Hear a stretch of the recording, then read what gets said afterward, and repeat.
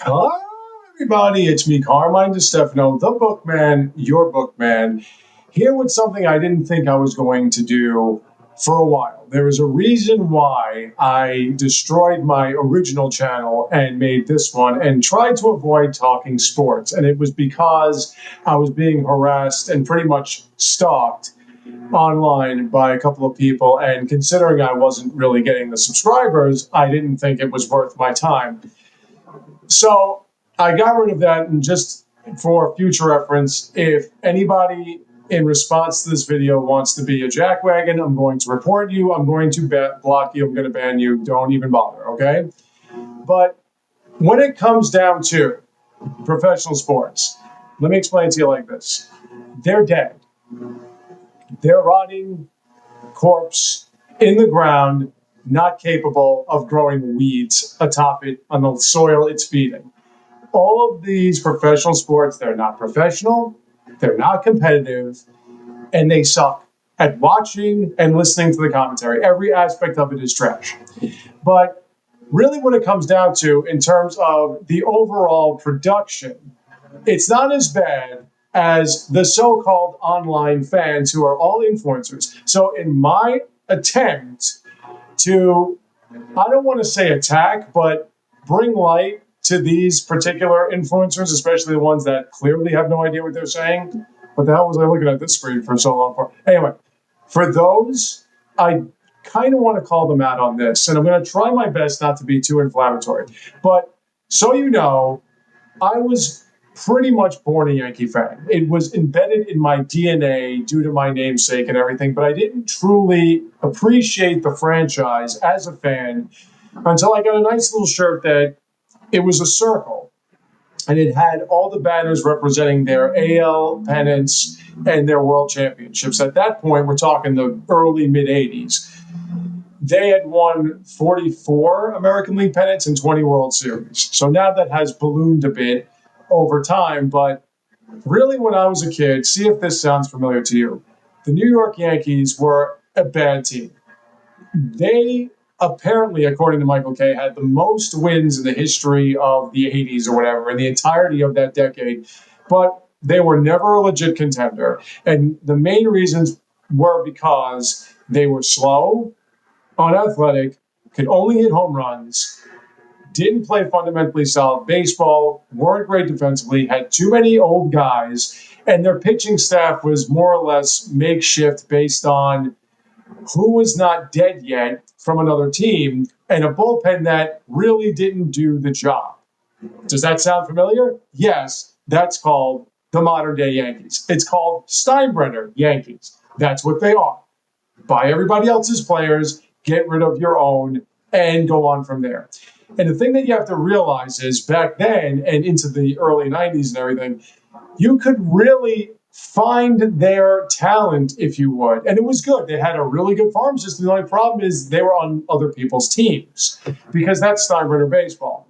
Make sure that you have your minor league system on everybody else's teams. They want the big names. They want the back page news. They want all that garbage that's completely superfluous, has nothing to do with baseball. And that's just what they are now. They're a bad team. Now, the worst thing that could have happened to this franchise as a whole was them going to the World Series last year, because that was complete dog shit.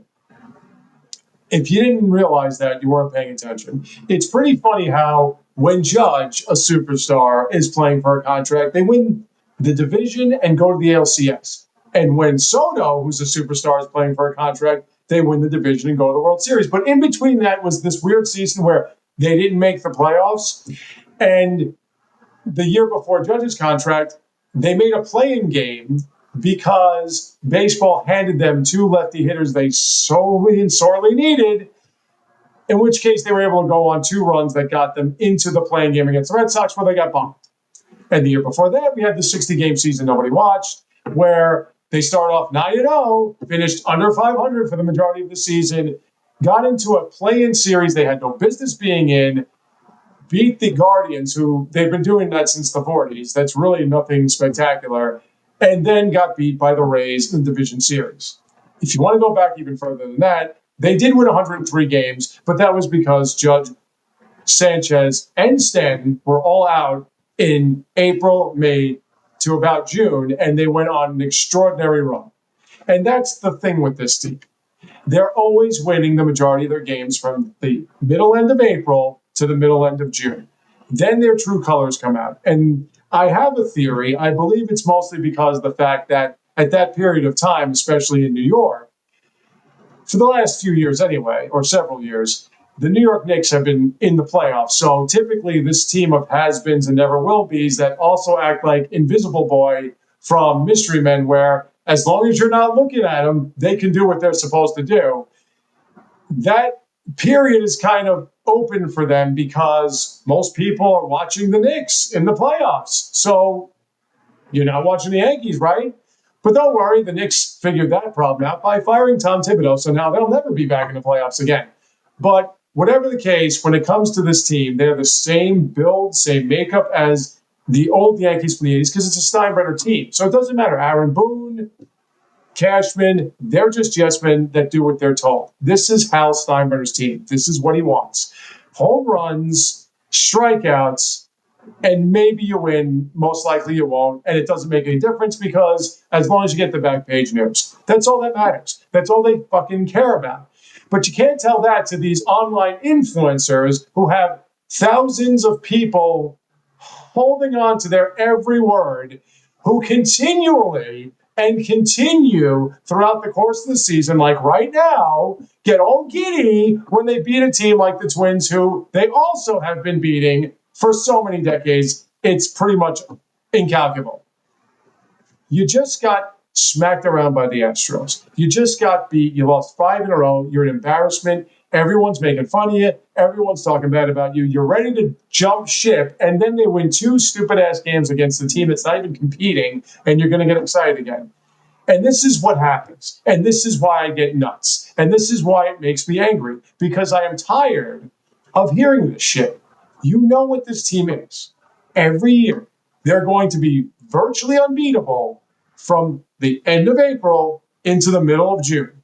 And then every year, they're going to collapse. This is a Yankee team who can't handle pressure. On top of that, because Hal Steinbrenner is obsessed with these stupid-ass meaningless home runs, you got a bunch of low-drafted, low, high-round picks that don't have the ability to hit home runs, could probably suit the team better being line drive hitters that are swinging for the fences and thus dropping their averages down. I know people today have no clue what sports are.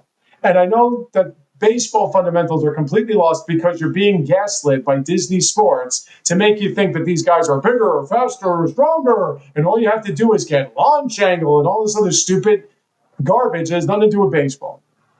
But what it comes down to is, if you're going to swing for home runs on every pitch, you're going to lose points on your average. And if you're going to lose points on your average, you're not really helping the team much. Unless you want to just stand there and wait for walks, which you couldn't do in today's day. These pitchers can't control shit. They barely look like they can control their bowel movements when they're on the mound.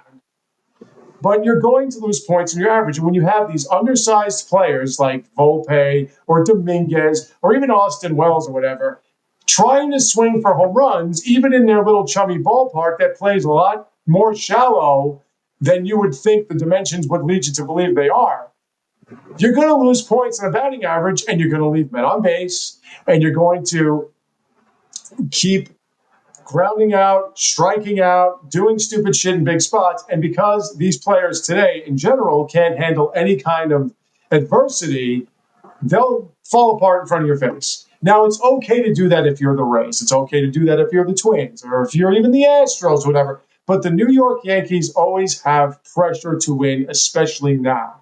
The concept that great players have to win every year is something that has come up in the last 15, 20 years. It's not really a tangible idea.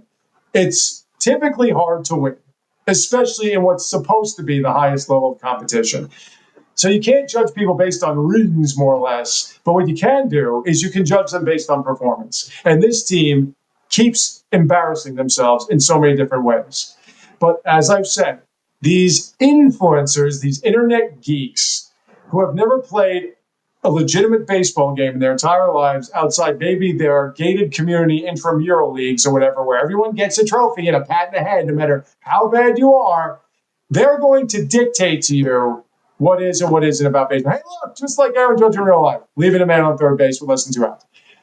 They're going to dictate this to you, and they're going to make fools of themselves in the process. So you're going to notice that when the Yankees finish the sweep of the Twins, which they're going to sweep the Twins in this series, they're going to make it seem like everybody on the team's a Hall of Famer. They're going to make it seem like this team is destined for greatness. They're going to make it seem like this is extraordinary. And despite the fact they suck in every way, they were listening to Aaron Boone the beginning of the season, then stopped listening to him in the middle. And then I guess the 2000 Yankees and Old Timers Day, which isn't even an Old Timers Day because they don't play a game. But in that Old Timers tribute to the 2000 Yankees, why would you tribute them? That was the worst of the 3 teams that won in a row. I mean, they barely got into the playoff. They were lucky the Red Sox just lost every game down the stretch because they were doing the same thing. But in that tribute, a couple of things were said by Willie Randolph, Jeter, Posada, whatever. And if you think that inspired them, you're kidding yourselves. So what I say to all of you who are willing to listen, who can find this video because YouTube sucks ass, just like Twitch, just like all this online media crap here in the United States-based version of it anyway, where it's all about how much you spend and not about how good you are, or how much you're willing to work, or any of that stuff. But if you can find this video, I just want you all to really grasp how misinformed and misguided your influencers are. Just for your own sake. This team is going nowhere. They're terrible. And it's not going to get any better. And they've been terrible. Sports is fixed. It's a joke. You got gambling. You got rich people. It's going to be not even a shell of what it should be. But people take it way too seriously. And on top of that, think that all of that stuff that happened last year was legit. A couple of years ago, a few years ago, whatever, was legit. No, this team is the team that didn't make the playoffs. This is the team that should have made the playoffs 2 straight years, of the postseason, whatever. This is a bad team. And they're going to get worse. But somehow, some way, baseball is going to allow them to be unbeatable once again from April to June. Just watch. But if you do want to be entertained, look at like Twitter or whatever and just see how these people react to them beating the pathetic ass Twins. It's pretty hilarious. So I tried my best not to be too inflammatory there, folks, but I just wanted you all to sort of open your eyes a little bit and understand the reality of the situation, because that's what I'm here for. I'm trying to give you facts. And I'm trying to give you inspiration so that you don't conform to this madness. I thank you all for watching, and more for you soon to come. Stay tuned, take care, and have a great day.